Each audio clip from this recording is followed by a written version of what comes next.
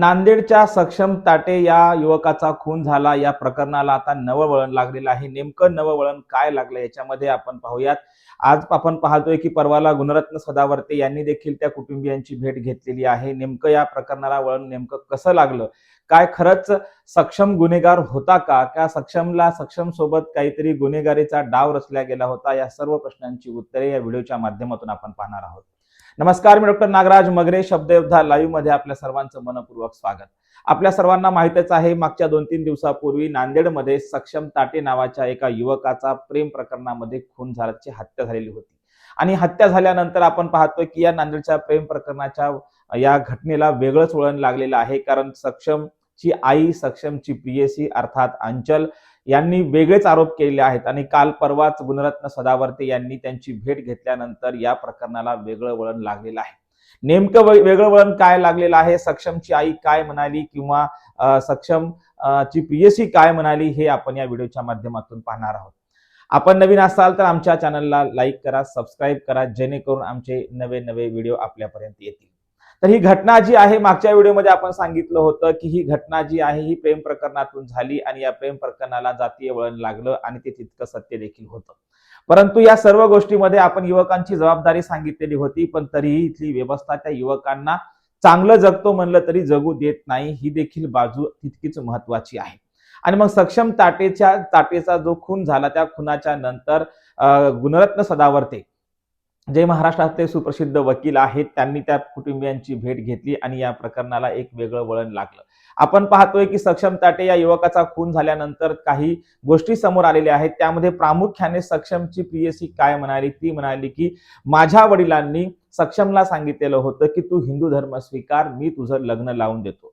आता ही गोष्ट मात्र तेवढीच खरी आहे की मुलगी स्वतः सांगत आहे की माझ्या वडिलांनी सांगितलं होतं की तुला जर माझ्या मुलीशी लग्न करायचं असेल, तुला जर तिच्याशी लग्न करायचं असेल तर मी तुझा धर्म मान्य करू शकत नाही, तर तुला हिंदू धर्म स्वीकारावा लागेल, तुला धर्मांतर पुन्हा करावं लागेल आणि तरच मी तुला मुलगी देईल. आणि या प्रियसीसाठी खरं तर अंचलसाठी सक्षम या गोष्टीला तयार देखील झाला होता. आणि मग बाहेर बोलत असताना ते भेटीगाठी जेव्हा व्हायचे तेव्हा ते माझे जावई आहेत अशी म्हणून देखील ते ओळख करून द्यायचे, असा देखील आरोप खरं तर सक्षमच्या प्रियसीने केलेला आहे.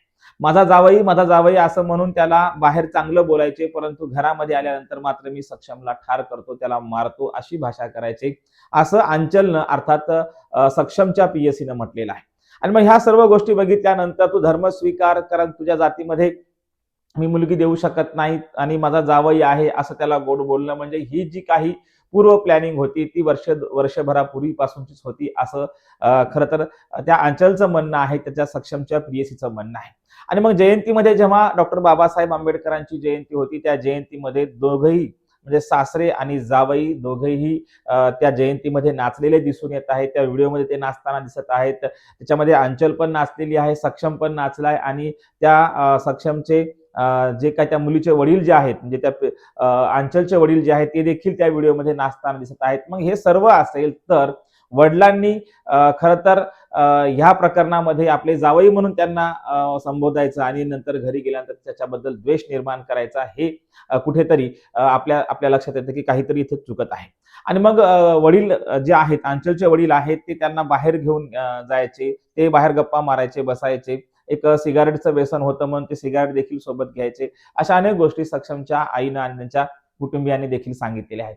परंतु अंचलचं जे मत आहे ते मत मात्र खरं तर या प्रकरणाला वेगळं वळण लावत आहे की याच्यामध्ये काही पोलीस वाल्यांचा हात आहे का, कारण पोलिसांनीच त्यांना चेतावणी दिली, असा आरोप जे आहे गुणरत्न सदावर्ते करत आहेत.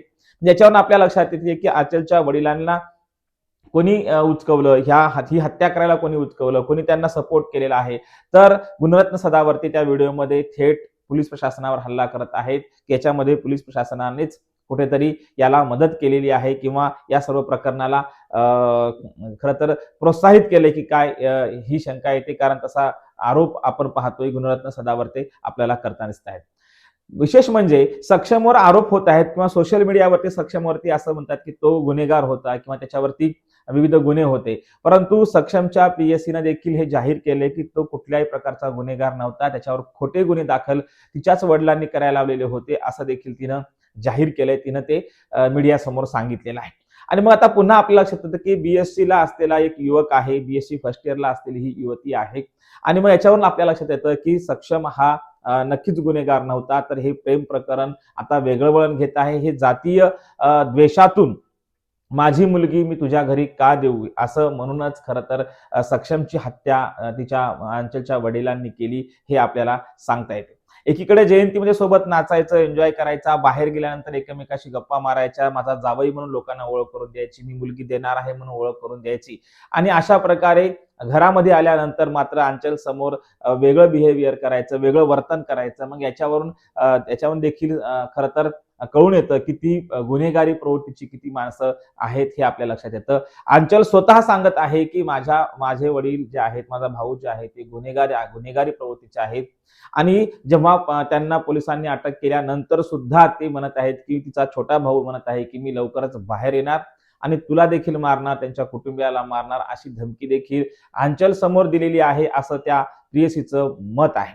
आणि मग या सर्व गोष्टी बघितल्यानंतर आपल्या लक्षात येतं की या देशातली जात व्यवस्था, धर्म व्यवस्था आजही तितकेच पाळेमुळे रोवून आहे. कारण आपण पाहतोय की फुले, शाहू, छत्रपती शिवरायांचा, डॉक्टर बाबासाहेब आंबेडकरांचा हा महाराष्ट्र, फुले शाहू आंबेडकरांचा महाराष्ट्र म्हणून आपण म्हणत असतो. परंतु याच महाराष्ट्रामध्ये ह्या ज्या काही घटना घडत आहेत ह्या जातीय द्वेषातून घडत आहेत. याच्या आधी आपण पाहिलं होतं महिन्याभरापूर्वी, 2 महिन्यापूर्वी ही घटना घडलेली होती. दोन्ही प्रियकर आणि प्रियसीला विहिरीमध्ये त्यांना बांधून मारून टाकलेलं होतं. अशा अनेक घटना महाराष्ट्रामध्ये घडत आहेत. परंतु ही जी काही घटना आहे ही ताजी आहे. आणि मग या घटनेवर आपल्याला लक्षात येतं की युवकांनी काय आपली जबाबदारी पार पाडली पाहिजे. याच्या संदर्भात आपण मागच्या युट्यूबच्या आपल्या व्हिडिओमध्ये आपण बघितलं होतं. परंतु आता जी आहे या प्रेम प्रकरणाला वेगळं वळण काय लागलं तर याच्यामध्ये पोलीस प्रशासन आहे, याच्यामध्ये जाणीवपूर्वक सक्षमवर गुन्हे दाखल केलेले आहेत. आणि माझा जावई म्हणायचं, त्यासोबत जयंतीमध्ये नाचायचं आणि त्यातही पुन्हा त्याची हत्या करायची, याच्या पाठीमागे जातीय द्वेषच असल्याचं एकूण तरी आपल्याला दिसत आहे.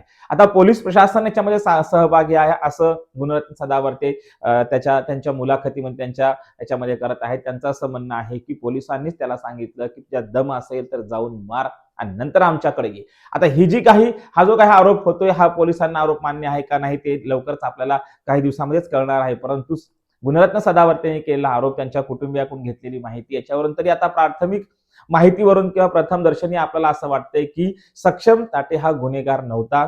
त्याला जाणीवपूर्वक गुन्ह्यांमध्ये गवण्यात आलेलं होतं. दुसरीकडे आपण पाहतोय की सक्षम जी काही प्रियसी आहे तिच्या वडिलांची आणि भावांची पार्श्वभूमी गुन्हेगारीची पार्श्वभूमी आहे ती स्वतः सांगत आहे. आणि याच्यातूनच हा सक्षमचा जो काही खून झालेला आहे, जी काही सक्षमची हत्या झालेली आहे हे आपल्याला सांगता येते.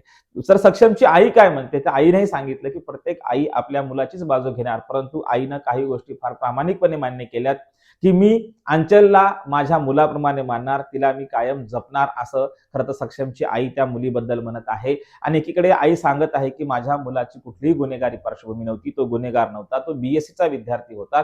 हे सर्व असं असताना सुद्धा जातीय द्वेषातून तुम्ही खालच्या जातीचे आहात, आमची मुलगी आम्ही तुम्हाला कशी देणार असं म्हणून फक्त त्याच्या हत्येची ते वाट पाहत होते की काय. एकीकडे जावई म्हणायचं, त्याला जावई म्हणून जवळ करायचं आणि दुसरीकडे मात्र त्याच्या या सर्व गोष्टीकडे बघितल्यानंतर आपल्याला कळतं की ही जी हत्या आहे ही जाणीवपूर्वक केलेली हत्या आहे. धन्यवाद.